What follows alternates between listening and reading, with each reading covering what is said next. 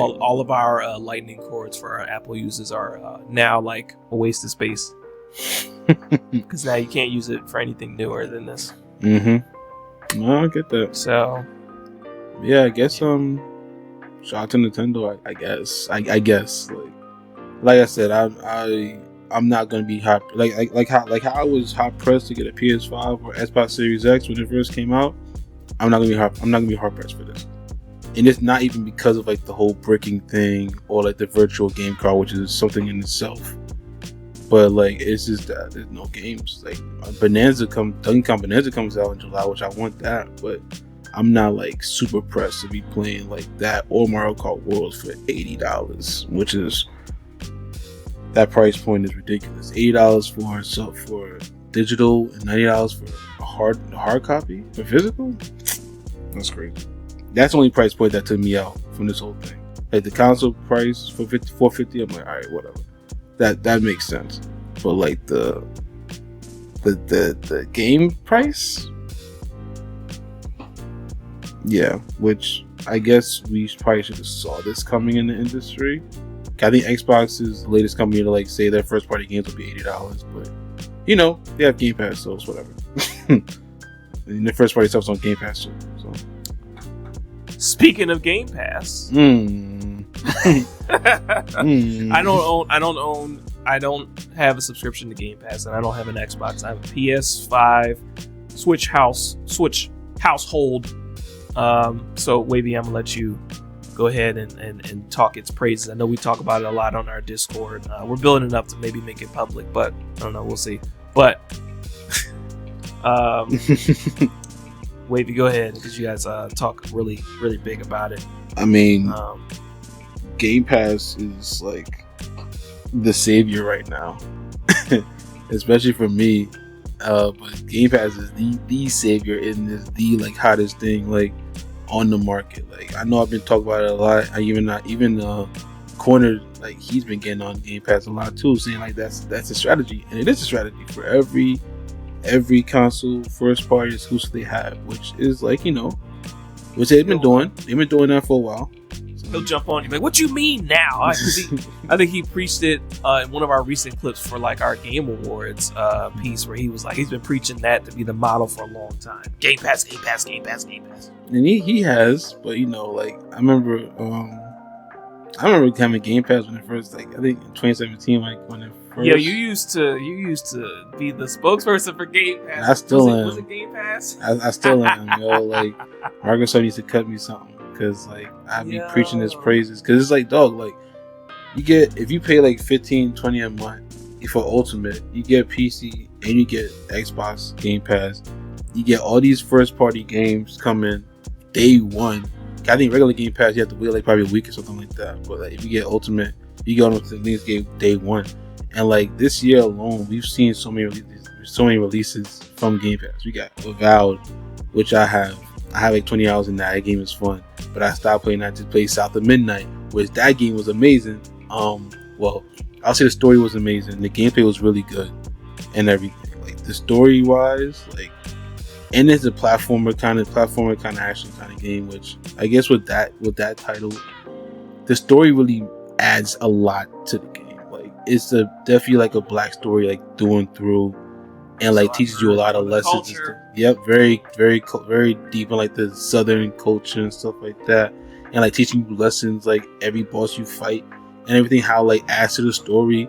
Like I think it's nice. So to me, at least I didn't see the twist, the certain like little plot twist coming like towards like in the middle, like towards the end of the game type of thing. And I'm like, oh wow, that I didn't think that was gonna happen. Okay, and like, you know, like you learn abilities like any other platform. You learn abilities like every other level and stuff like that. And I will say the gameplay, while it's fun, it is kind of simple. It's like a regular platform, you know. Is it like better than or similar to like Kena Bridge of Spirits?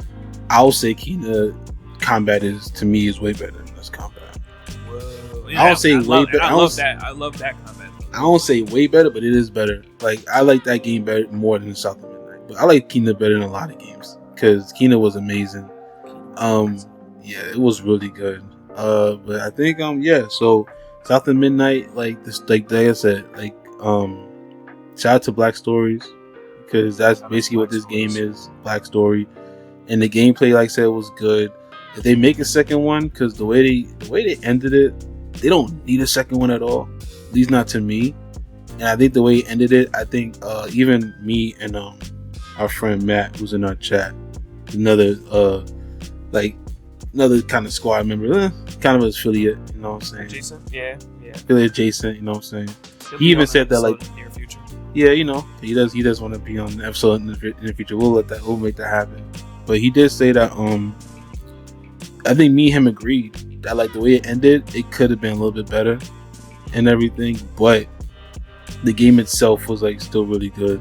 Like, to me, if I was rated on a scale, I'll give it like I'll give it like a low 8. I would say a high 8, but I'll give it like a low 8, which is still an 8. You know what I'm saying? Because I think the gameplay could have been, like, you know, they could have added a little more to it, but it was still really fun though. And the story was really, like, it added a lot to it, and, like, you know, kind of dealing with, like, you know, family trauma and stuff like that, and, like, you know, just trauma in general. And, like, because I don't want to spoil nothing with the game for anyone who didn't play it and all like that. I know you didn't play it either, but yeah, that was me included. I had not played it for the record. Yeah. But it is on PlayStation, so I mean, yeah, okay, yeah, it's on PlayStation, so you can get it on there. You know, and of course the big one. I mean, Dune the Dark Ages also came out too, which that was I didn't play it because I'm not the biggest Doom person like that. You know who has? Too Tall Taylor. Shout out to him. He has been playing that, right? Yeah. Shout out to Too Tall. Affiliate as well. Mm-hmm. He's been saying to me on the side. I don't know. He's been saying he really loves the game. I put it to you like that. And I think he gave a positive review. Check out our threads. He did. He dropped a comment on there as well. So he's still around doing his thing. Yeah. But showed the love. He's a really big Doom fan. Yeah, and shout out to all y'all who, like, you know, commented. If y'all listening to this episode, which I should be, hopefully. And shout out to all y'all that were, like, on our threads and commented on, like, you know, what y'all like and dislike about the game. Because there was a couple of mixed comments. Like, a lot of people saying they liked the game, but there was a couple people saying, like, it was, like, you know, not. What I heard a lot was that it wasn't better than Doom Eternal, right? And stuff like that. I've heard a lot of that, and I was like, wow, okay. And I know this one's supposed to be, like, a little more slow. Because, like, you know, you got the shield and you're on the ground, a lot more on the ground and stuff like that. But I didn't play Doom Dark Ages. But I think you don't have to play the other two to play this one. Because I think, if I'm not mistaken, this is a prequel to Doom 2016. If I'm not mistaken. I'm not sure. Anyone that's listen to this podcast, you know, or when it's on YouTube, whatever, y'all put in the comments if it's a prequel and let me know. Let us know. Mm-hmm. But to me, the biggest one that's came out so far, and you still got more to come through, which I would also say that Metaphor is actually on Game Pass right now too, which I did not expect that to happen. I was like, what? Because when I saw that, I was like, I think, yeah, because Matt put in the chat, I think, that Metaphor is on Game Pass. I'm like, you lying. I just opened my laptop. I checked, like, my game, like, Xbox Game Pass on there, and it said coming May 29th. I'm like, oh my god, like, cause something they've got nothing else to prove. I don't think they didn't win. They won a couple of awards or whatever, and they got on the list for Game of the Year. Mm-hmm. Got nothing else to prove, really. Right, so, like, and I was gonna get that game eventually, but it said it's on Game Pass. I'm like, if I don't have to, I don't. Like, you know what I'm saying? Like, I'm not saying that I don't, like, want to. It's that it's on Game Pass though. So wait, no one else other than me owns it right now in the squad? I thought someone else did. I am not sure, actually. I don't know if Cornet has it. I don't think so. Yeah, I don't think Desert has it either. No, it doesn't. So it might just be you, but I will, like, it downloaded. It's downloaded on my console right now, but I'll get to it when I get to it, because right now I'm playing the biggest one that's come out so far, Claire Obscure Expedition 33, which I'm really, everybody in the squad owns a copy. Everybody got a copy, and so far, like, I'm having, like, a great time. I'm like 22 hours in, having a great time with it. Like, it's, like, literally, like, I just started getting turn-based RPGs like probably like a couple years ago. I wasn't always into turn-based RPGs. I'd rather action RPGs, but like this one is like it's being heralded like a lot of people saying this game of the year so far. A lot of people saying that, and honestly, with what I played so far, it's not far. That's not far off. There's a story like I remember like seeing them hearing about this game a while ago. I don't know. I think it was last year. And I was like, this when game they showed it at the Game Awards, I think last year. Mm-hmm. And the feature that got me was the turn-based combat, real time. Yep. Responses in the turn-based combat. Yeah. Something that we didn't see since Legend of Dragoon.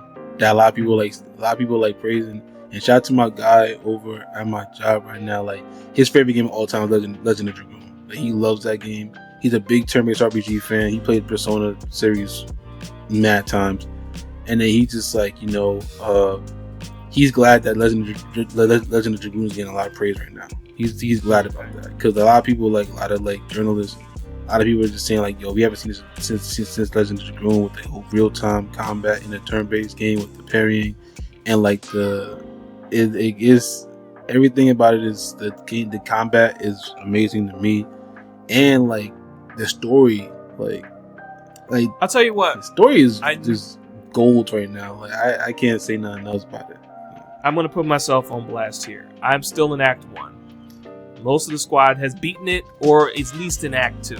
Yeah. And Wavy has surpassed me. That's saying something.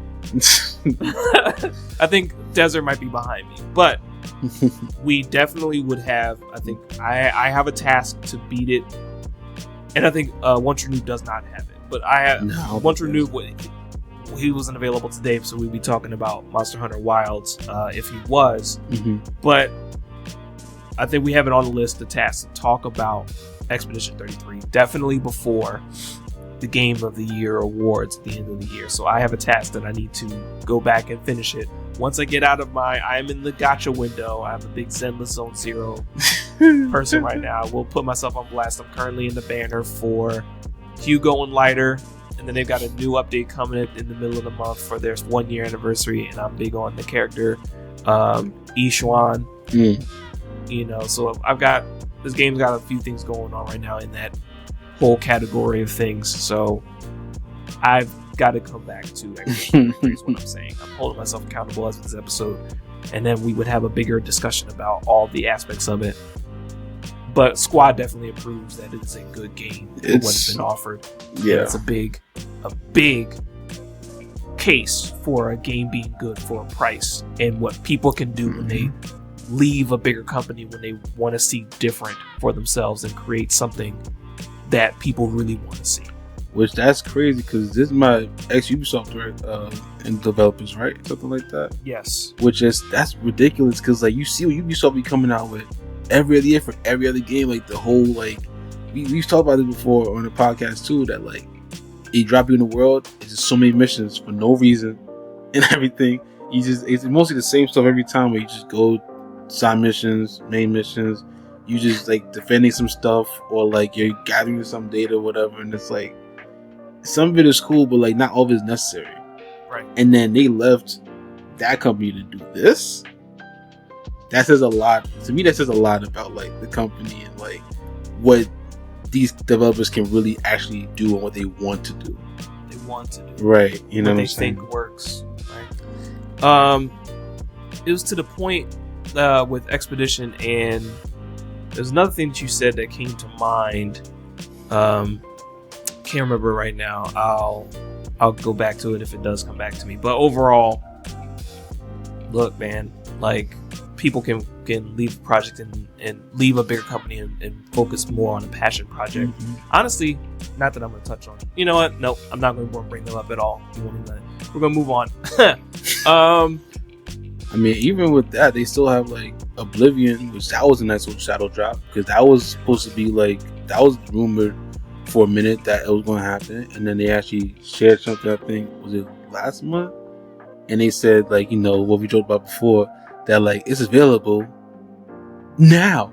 Like, and it was like literally like I think 5 minutes later it was like right on Game Pass. I'm like, damn, like And I know a lot of people like Oblivion. Guy came out in 2006 for 360. It had a lot of bugs in it and stuff like that. People still loved it, and they still think the highest of it too.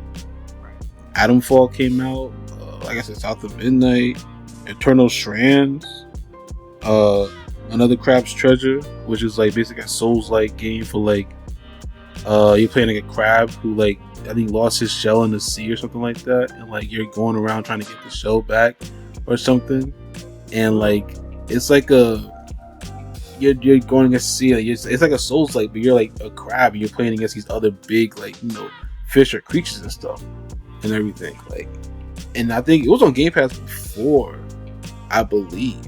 I think it was on Game Pass, like it's these PC Game Pass, and they just got added to Game Pass or got added back to Game Pass. So yeah, that game is fun. So I might begin that after Expedition 33. If I don't get on Metaphor, which I'm probably gonna get on Metaphor after this. So yeah, like Game Pass is going crazy this year. Like, and that Metaphor drop was a nice surprise, but they going crazy this year. And it's right now I'm safe to say it is the best deal in gaming. I would say PS Plus, but only thing holding them back right now is they don't have any day one releases, which that sucks to see. Yes. And everything. Like if imagine you could just have PS Plus and you were able to play God of War Ragnarok when it first came out. You know what I'm saying? That would have been fire. But that's not their thing though. Because people gotta remember that Sony is like, they got money, but they're not Microsoft money.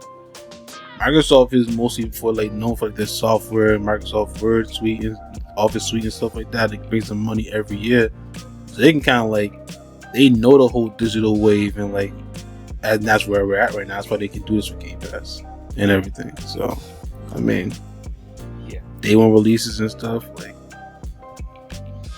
Right now is the best deal. Like PS Plus is probably a close second, and no, not even close. It's a second, but Game Pass is probably the best deal right now.